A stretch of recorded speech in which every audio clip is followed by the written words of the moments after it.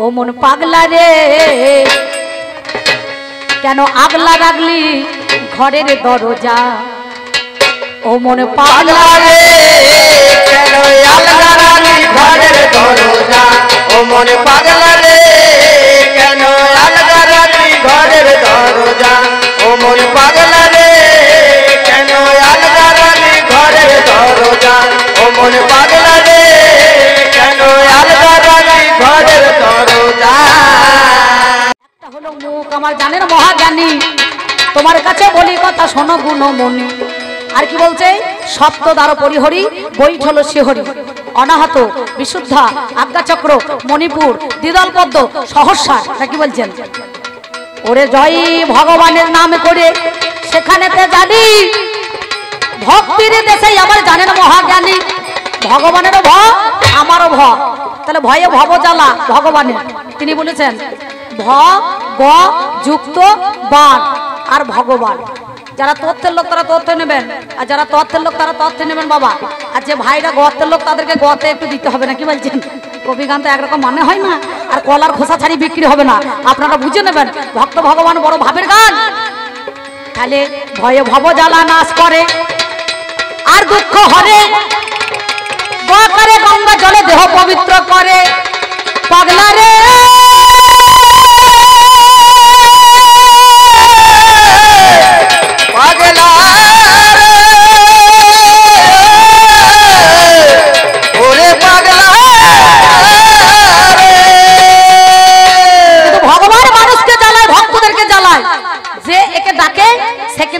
নাকি বলছেন হ্যাঁ কাঁদে আর আমার কি ভয়ে ভক্তি আমার ভয়ে ভয় নাকি বলছেন ওরে ভক্তি দেশে যেজন আমার বসবাসী করে ভক্তের হৃদয় মন্দিরের মাঝখানে ওরে সেই তো আমার ভগবান আপনাদের জানাই ভক্তির দেশে আত্মতত্ত্ব জ্ঞানে করে আপনাদের কাছে তাই যা নাই ওরে সেই তো আমার ভগবান বটে আমার ভগবান বটে আর ভক্তের জোর ভগবান নেমে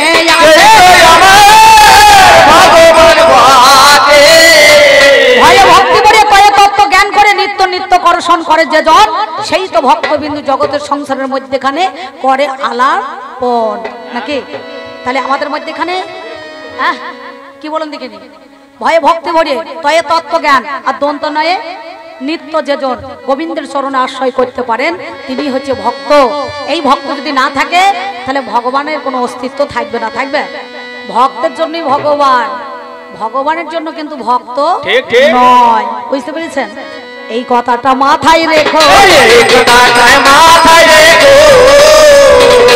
তোমার কাছে বলি কথা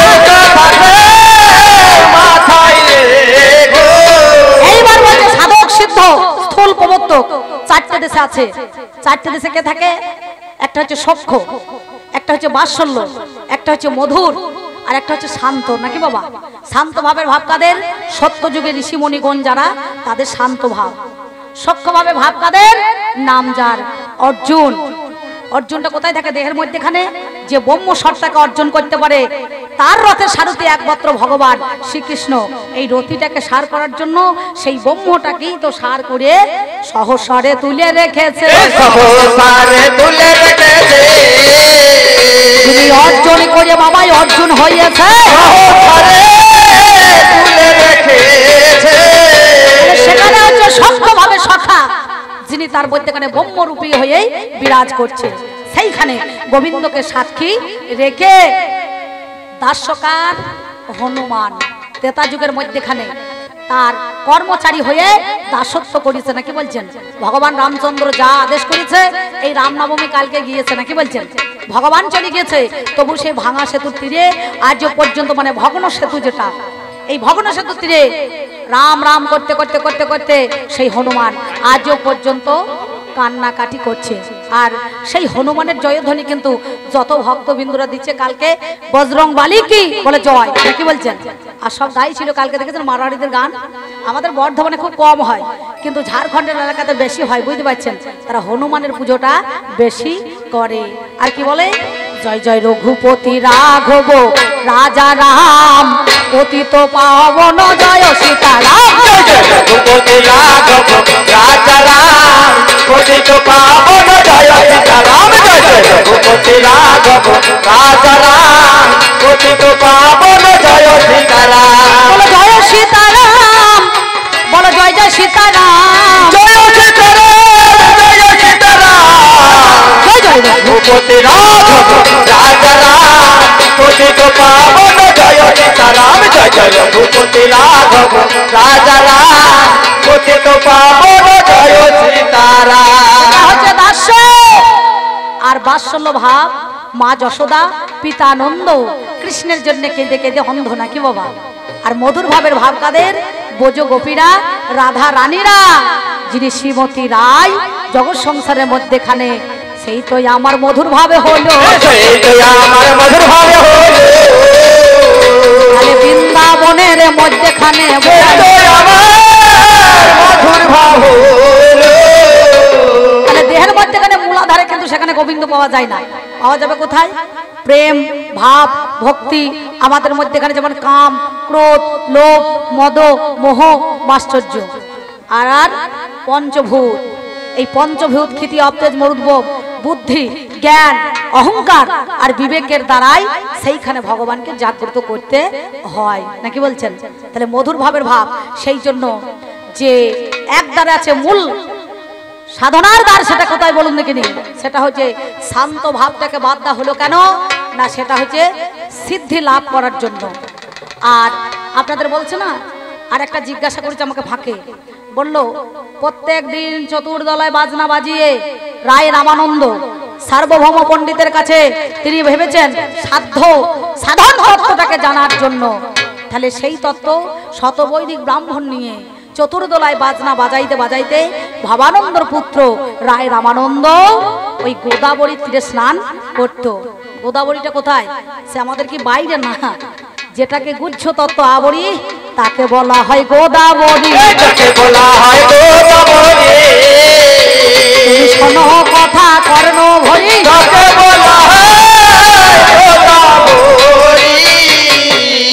ঘাট ছাড়ি বসে বাবু জল সন্নিধানে। ঘাট কোথায়? কটা ঘাট মানব জীবনের? কটা ঘাট? নই ঘাট, কেশি ঘাট, মঙ্গল ঘাট আর মধু ঘাট নাকি বাবা। যে ঘাটে সাধারণ মানুষ নেমে নেমে ঘেঁটা ফেলে পড়ে গেছে, সেই ঘাটে ভগবান নামতে পারে না। সেই ঘাটে ভগবান নামতে পারে না। আমি জানাই কথা ষোলো সেই ঘাটে ভগবান নামতে পারে না।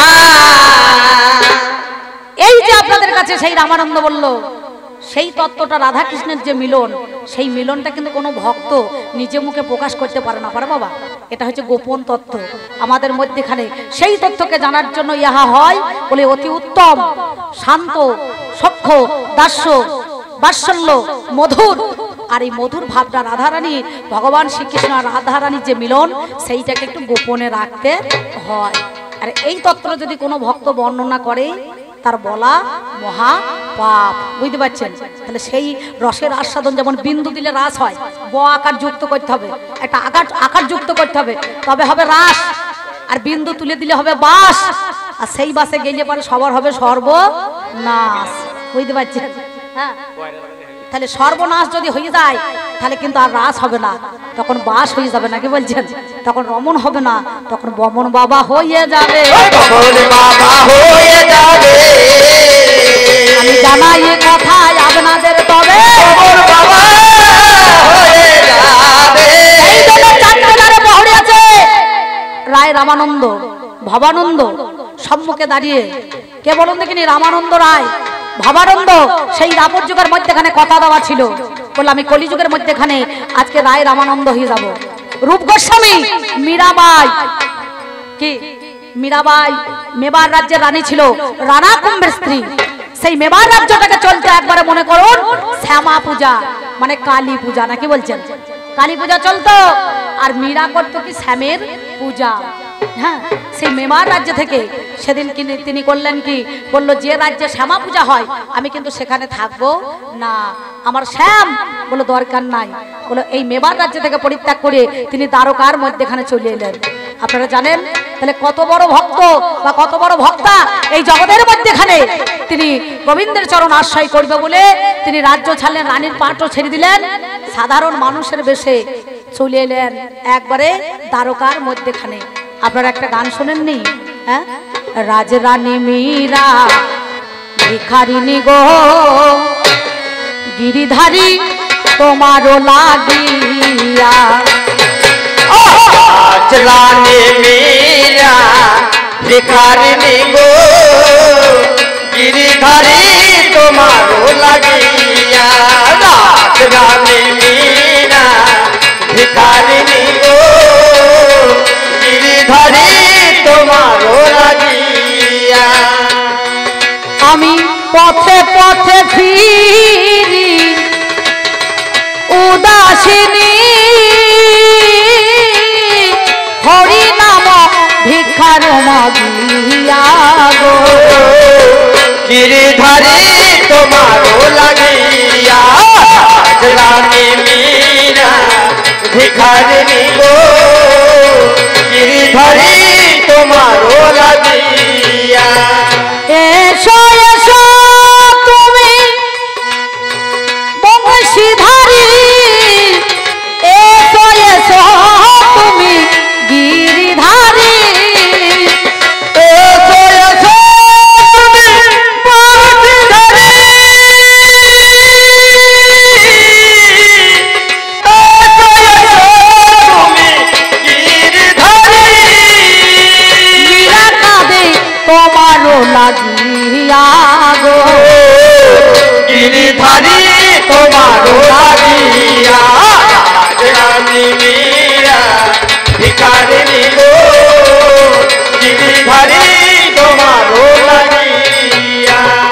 আজও পর্যন্ত সেই মেবার রাজ্যে যখন ভগবানের দেহের মধ্যেখানে সেই মীরা মিলন হয়ে গেল একসাথে, তার মধ্যেখানে মিলিয়েছিল। আজও মেবার রাজ্যে দেখবেন সেখানে মনে করুন বাদ দিয়ে ওই দ্বারকাতে একটা মন্দির তৈরি করে দিয়েছিল, সেইখানে মীরার অন্না পূজা আজও পর্যন্ত হয় বাবা। যারা গিয়েছে তারা জানে। সবাই বলে মীরা পাগলিনী, রানা কহে মীরা কলঙ্কিনী। সবাই বলে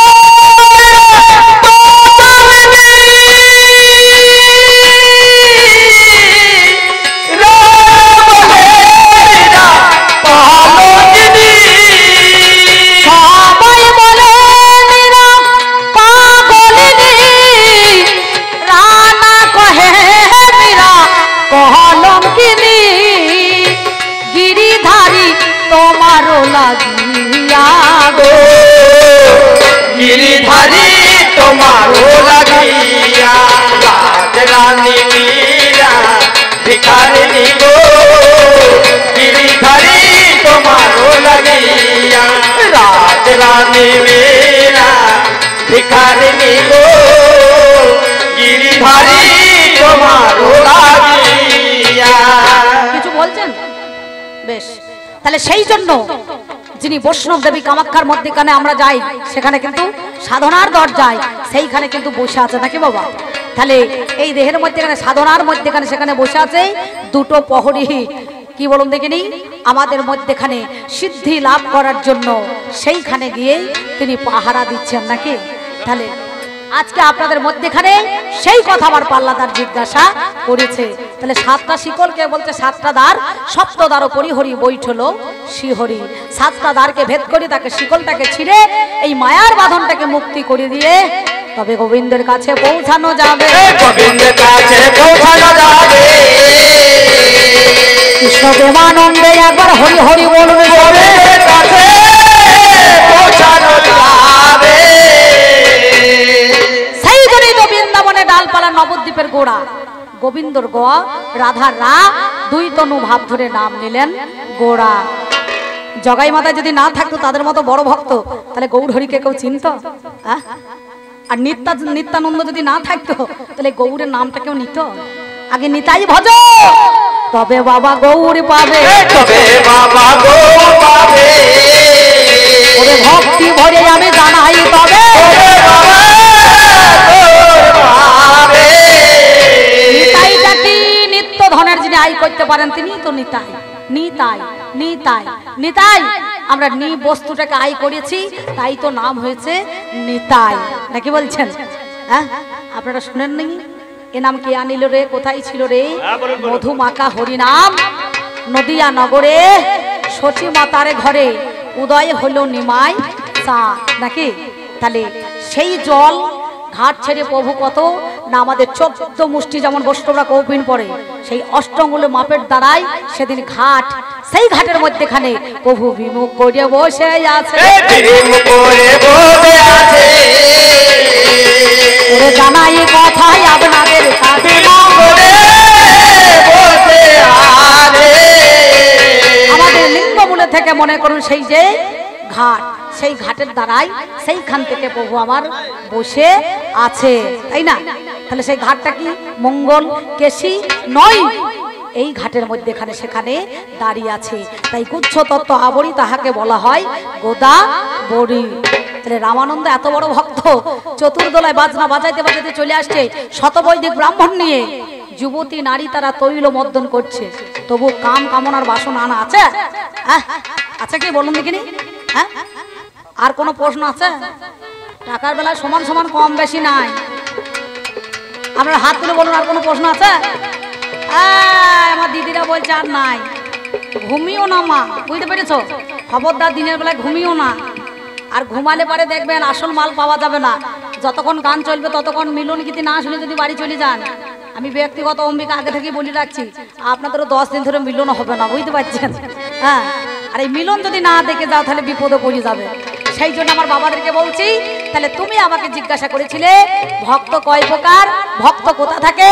ভক্তির দেশে বসবাস করে সেই ভগবান হৃদয় মন্দিরে, নাকি বলছেন? আপনারা জানেন না? তোমার হৃদ মাঝারে রাখব ছেড়ে দেব না, তোমার হৃদ মাঝারে রাখিব ছেড়ে দেব না, তোমার হৃদ মাঝারে রাখিব ছেড়ে দেব না, তোমার হৃদয় মাঝে রাখিব ছেড়ে দেব না।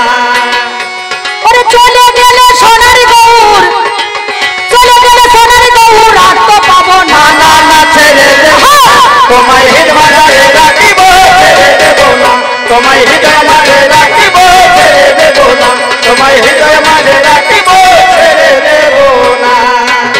আর বেশি কলি আমি দেবো না, বুঝতে পারছেন? এই গান প্রতিটা মানুষের মুখে মুখে ছড়াছড়ি হয়ে গেছে, কারণ আমার ভগবান। এইবার তুমি যখন আমাকে জিজ্ঞাসা করেছো, আমাকে প্রশ্ন করেছো, আমি তোমাকে জিজ্ঞাসা করব না, তোমাকে প্রশ্ন করব না, তুমি তো ভগবান, তোমার কাছে আমি জানতে চাই। আচ্ছা বলো, তোমাকে প্রথম একটা ডোজ আমি দিয়েছি, মায়া মোহ, আর এই মহামায়া তুমি সৃষ্টি করলে কেন, কারণটা কি? ভগবানকে পেতে গেলে পারে তার ফোন নাম্বারটা কত, বুঝতে পারছেন? আমার যেমন একটা কন্ট্যাক্ট নাম্বার আছে 9775770421, নাকি বলছেন? হ্যাঁ, কি তেমন সময় আমি কি বলবো দাদা, সেই কথা বলি একটা ছোট্ট পাড়া। তাহলে তোমার ফোন নাম্বারটা কত? হ্যাঁ, আর তোমাকে যারা ডাকে তাদের এত কষ্ট কেন? তুমি বলেছো ভক্ত বাঞ্ছা কল্পতরু ভক্তাদিন গোবিন্দ, ভক্ত যদি সুখে থাকে পাই তাতে আনন্দ, ভক্ত তাহার মাতা পিতা, ভক্ত তাহার গুরু, ভক্ততে নাম দিয়েছে বাঞ্ছা কল্পতরু। ভক্ত বড় শক্ত কথা, গুরু রয় বসে, আর গাছের ফল গাছে থাকে, মোটা পরে খসে।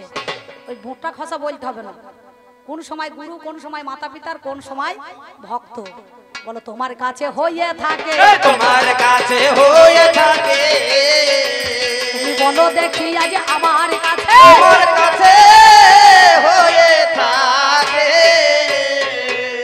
তাই তো কথাটা আমার বুঝলেন তো? ভক্ত তোমার মাতা পিতা, ভক্ত তোমার গুরু, ভক্ততে নাম দিয়েছে বাঞ্ছা কল্পতরু। তাহলে কোন সময় মাতা পিতা, কোন সময় তোমার গুরু, আর কোন সময় তোমার ভক্ত। তাহলে এই ভক্ত তোমাকে যারা ডাকে তারা কাঁদে কেন? তুমি আমার কাছে বলো।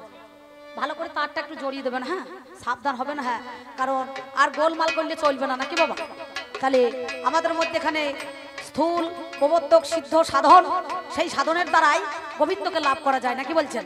তাহলে আমি এই দ্বিতীয় পালায় এসে সেই ঘটনাগুলো একে একে বলবো, কারণ না বললে বেশি সময় চলে যাচ্ছে। প্রথমে বেশি বাড়াবাড়ি করাটা ভালো নয়। পাল্লাদার মৌমাছির চাকের মধ্যেখানে একটু খোঁচা মারতে হবে, নাকি বলছেন? তবেই তো মধু ঝরবে। আবার আমাকে বলছে চাল্লা কি করে যেন পালিয়ে যেও না, নাকি একটা গল্প দিছিল, হ্যাঁ, ব্যা নাকি বলছে। ওই অধীর মন্ডলের পঞ্চরস শুনেছ, বুঝতে পারছেন? হ্যাঁ দিয়ে একটা বোবা রোল করছে। এই ভক্ত কখনো বোবা সাজে? হ্যাঁ কিছু মনে করেন না, একটা কথা বলবো কাকা, যদি বলতে বলুন তাহলে বলবো। এই বলি শুনুন, আমাদের গ্রামে কাজল শেখ বলে একটা ছেলে আছে জানেন, জাতিতে মুসলমানদের। আপনাদের এখানে আছে নাকি এলাকায়? এই কাছি তো বোধহয় কাঁচরা, দই দিয়ে কাঁচরা নাকি, কাঁচরা নাকি বলছে না, কাঁচরা কয় এই পাশেই নাকি এইদিকে আছে তো, মুসলিম আছে তো। গাদা ভাতের হাঁড়িতে হাঁড়িতে ঢুকে পড়ছে, সত্যি কথা বলছি শুনুন। ও দিদি গালে হাত দিয়ে নাকি হয় দেখুন ওর আজকে, হ্যাঁ হয় গুড় থাকবে না বাটি থাকবে, বুঝতে পারছেন? ও এত মুচ্ছুদি কেন আমি আজকে দেখছি, বুঝতে পারছেন? হ্যাঁ ওর কোন ঠাকুর জামাই এসে যাই গ্রামে আজকে দেখতে হবে।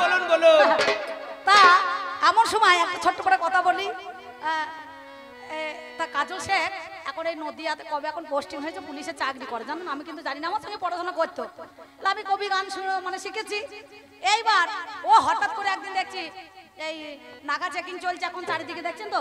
হ্যাঁ তা রাত 12টার পরে দেখছি এখন নবদ্বীপের ব্রিজের কাছে ওইখানে হাত তুলে দাঁড়িয়ে আছে সিভিকগুলো কেমন দেখছেন তো চারিদিকে।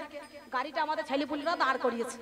তখন দেখছি চশমাটা খুলে দেখছি, ও বাবারে আমাদের গ্রামে শুকুর শেখের বেটা কাজল শেখ।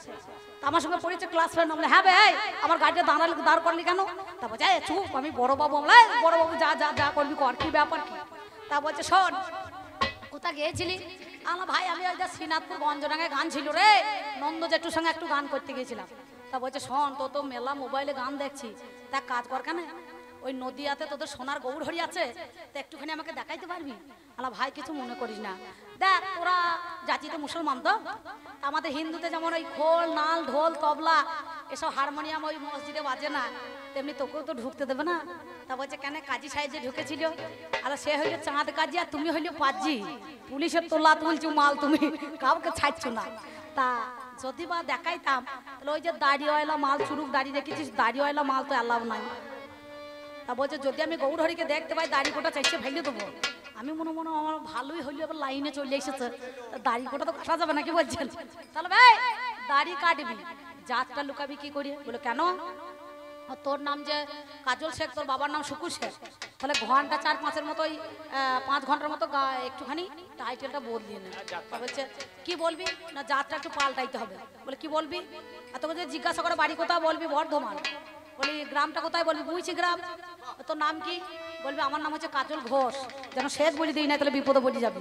আর তোর বাবার নাম যে শুকুর শেখ এটা যেন বলিস না, তুই বলবি আমার বাবার নাম হচ্ছে ওই দেখো স্বাধীন ঘোষ। বলে বেশ ঠিক আছে। আর আমাদের এই দলের ছেলেকোটা নিয়ে শ্যামকুণ্ড রাধাকুণ্ড গিরিগোবর্ধন একবারে যা মন্দির আছে আমরা জানি না, আমি অনেকবার গিয়েছি। এবার তবুও একবার দেখে আমি চুপ করে বসে আছি। আর এ মাল তখন পাটি করে চলে যাচ্ছে। আর সে হিরণ্যকশিপুরকে বধ করেছে, বুঝতে পারছেন ভগবান, নরসিংহ মূর্তি ধারণ করে যাকে নৃসিংহ বলছে, ওইটাকে দেখে মাল চকমকুর তাকাইতে লেগেছে। গেটের সামনে আছে ছবিটা। আর যারা পুরোহিত, যারা মন্দিরের পূজারী, তারা মনে মনে ভাবছে মাল রং নাম্বার হয়েছে, এইরকম তো চকমক করে তাকাই নাই, তাহলে এটা আমাদের দলের মাল নয়, বুঝতে পারছেন? দেখে তখন এর চাল চলন দেখে আবভাব দেখে বুঝে ভেজে চলে থামো বাবা কোথা বাড়ি? বলে আমার বাড়ি বুঝছি গ্রাম। বলে ভালো। বলে জেলা? বলে পূর্ব বর্ধমান। বলে থানা কোথা? বলে মঙ্গলকোট। ওরে বাবা তুমি মঙ্গলকোটের লোক, বেশ বেশ। তা কি করতে এসেছো বাবা? বলে আমি একটুখানি ওই সোনার গৌর হরি দর্শন করবো। বলে বেশ যাও। হ্যাঁ বাবা তোমার নামটা কি? বলো আমার নাম হচ্ছে ওই কাজল ঘোষ, মানে শেখ বলি বলে অভ্যাস, ঘোষটা একটু দেরিতে বেরিয়েছে, বুঝতে পারছেন? তা বলছে তোমার বাবার নাম কি? বলে আমার বাবার নাম হচ্ছে ওই স্বাধীন ঘোষ। বলে ভালো ভালো। বলে বেশ যাও। দিয়ে ধরুন 1 পা 2 পা যেই দিয়েছে, আর যে মেন পুরোহিত পান্ডা যে, তাই বলছে ঠিক করে বল। বলছে আল্লাহর কিরি বলছি। এতক্ষণ ধরে ঠিক ছিল, যেন পিড়িতে তুমি ধরা পড়ো না, পিড়িতে তুমি ধরা পড়ো না, পিড়িতে তুমি ধরা পড়ো না, পিড়িতে তুমি ধরা পড়ো না। এইখানে তোমার কাছে আমার একটা দাবি থাকলো, বলো রাধারানীর মধ্যেখানে সেই ভক্তর মধ্যেখানে কি এমন খামতি ছিল, তার কি এমন অভাব ছিল? মনের অভাব, না জ্ঞানের অভাব, না প্রেমের অভাব, না ভক্তির অভাব? যার জন্য সেই রাধারানীকে কাঁদিয়ে তুমি চন্দ্রাবলীর ঘরে গেলে, তাতেও চন্দ্রাবলীর সঙ্গে মনে করে শেখানো তোমার ঠিকঠাক, একবারে তার মধ্যে প্রেম ভালোবাসা থাকলো না, আবার বিরজার কাছে গেলে, না কি বলছেন? এইটা তুমি কেন করলে? এইটা তুমি কেন করলে? তুমি বলো গোবিন্দ আমায় খুলে তুমি কেন করিলে তাই বলছি ও মন পাগলা রে কেন আগলা রাগলি ঘরের দরজা ও মন পাগলা রে কেন আলগা রাখলি ঘরের দরজা ও মন পাগলা রে কেন আলগা রাখলি ঘরের দরজা ও মন পাগলা রে কেন আলগা রাখলি ঘরের দরজা ও মন পাগলা রে কেন আলগা রাখলি ঘরের দরজা ও তোমার মাল কোঠার মাল নিল হরে তোমার মাল কোঠার মাল নিল হরে ওই জায়গা দেখলে না রে চোখ বোঝা কেন আলগা রাখলে ঘরের দরজা ও মনে পাগলা রে কেন আলগা রাখলে ঘরের দরজা ও মনে পাগলা রে কেন আলগা রাখলে ঘরের দরজা ভগবান তোমার নয় দরজার এক দরজা মূল দরজা দিতে করছো ভুল ওরে মোহাম্মদে মত হয়ে দেখো সরষের ফুল আর মোহাম্মদে মত হয়ে দেখো সরষে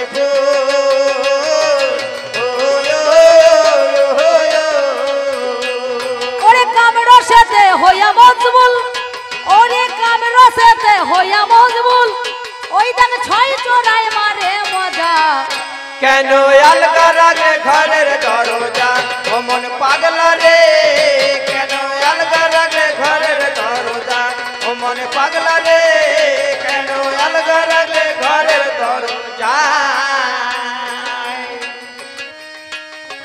আপনাদের মধ্যে এখানে আপনারা জানেন এই দরজা যদি আলগা হয়ে যায় তাহলে পর আর হবে না নাকি বাবা দরজা কটা না সাত কাজে মনে করুন একবারে সেদিন দরজা খুলে রেখে দিয়েছিল একবারে কাকে আসার জন্য না ভগবান সেই মনে করুন যে বৃন্দাবনে ডালপালা নবদ্বীপের গোড়া গোবিন্দর গ রাধাররা দুই তনু ভাব ধরে নাম নিলেন গোড়া তাহলে দুই তনু মিলে কিন্তু নাম নিলেন গোড়া তাই বৃন্দাবনে ডালপালা নবদ্বীপের গোড়া সেই গোবিন্দর গ রাধাররা তাকে জানার জন্য সেই দরজা কিন্তু লোহার দরজা সঙ্গে সঙ্গে খুলে গিয়েছিল যাই নাই সেই জন্য বলছি যোগান দিতে কামড়িপুর খাদ্য হইলে ধর্মের অবাধ্য ওরে অশুদ্ধ করিলে ঘরের ভোগের নৈবেদ্য আর অশুদ্ধ করিলে ঘরের ভোগের নৈবেদ্য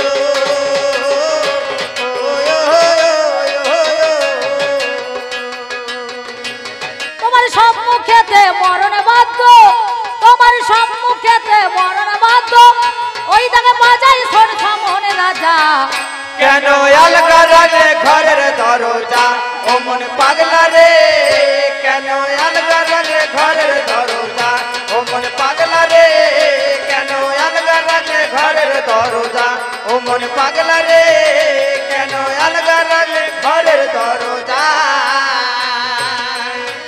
অধম সিম্বলে থাকতে সুসময় পাহাড় লাগাও দরজায় করে যাই আছে তাই সামাল করো ধরো গুরুর পাই সামাল করো ধরো গুরুর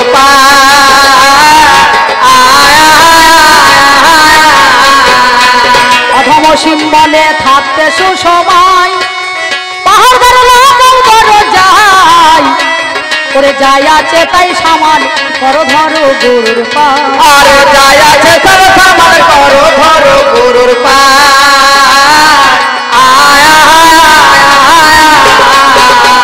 তুমি রক্ষা পাবে ভবার কি পাই তুমি রক্ষা পাবে ভবার কি পাই তোমার মন হলে সরল সোজা কেন আলগা রাখলে ঘরের দরজা ও মনে পাগলা রে কেন আলগা রাখলে ঘরের দরজা ও মনে পাগলা রে কেন আলগা রাখলে ঘরের দরজা ও মনে পাগলা রে কেন আলগা রাখলে ঘরের দরজা ও মনে পাগলা রে কেন আলগা রাখলে ঘরের দরজা ও মনে পাগলা রে কেন আলগা রাখলে ঘরের দরজা ও মনে পাগলা রে কেন আলগা রাখলে ঘরের দরজা এইখানে মহাজন কলম দিলেন ভগবানের 10টা অবতার সত্যযুগে কি নৃসিংহ, কুর্ম, বরাহ, মৎস্য, অর্থাৎ এত রূপ থাকতে কিসের জন্য, কোন কারণে, কার লাগে তুমি ভগবান সেদিন ওই পশুর রূপ ধারণ করলে কেন? এত রূপ থাকতে নৃসিংহ, বরাহ, কুর্ম আমাদের মধ্যেখানে, তাহলে কেন সেই বরাহ অবতারের মধ্যেখানে একবার গাটা ঝাড়া দিয়েছিল, তার মধ্যেখানে দুটো লোম খসে পড়েছে, পড়ে নাই? একটা বেনাকুশ আর দুব্ব ঘাসে জন্ম হইতে হয় নাই বাবা? হ্যাঁ, হয় নাই? তাহলে কিসের জন্য, কার জন্য? তুমি ভক্তের জন্য এসেছো না ভগবান তুমি নিজে নিজেই এসেছো? তারপরে রাম, পরশুরাম, ভিগুরাম, বুদ্ধ, কলকে নাকি কলিতে কলিকে অবতার নাকি বাবা, তাই না? তাহলে এত রূপ থাকতে তুমি সেদিন একবারে পশু রূপটা ধারণ করলে কেন? অধমে অসীমে বলে থাকতে সবাই পাহাড় লাগাও বড় যায় করে যায় আছে তাই সামাল করো ধরো গুরুর পায়, আর যায় আছে সব সামাল করো ধরো গুরুর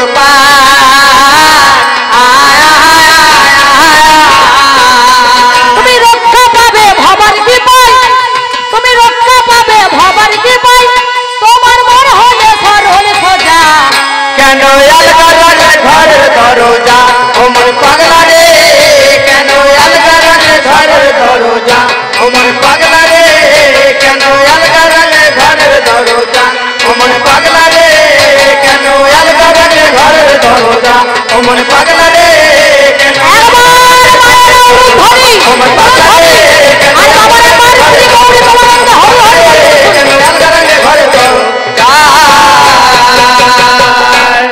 নমস্কার, এই পর্যন্ত বলে আমি রাখলাম।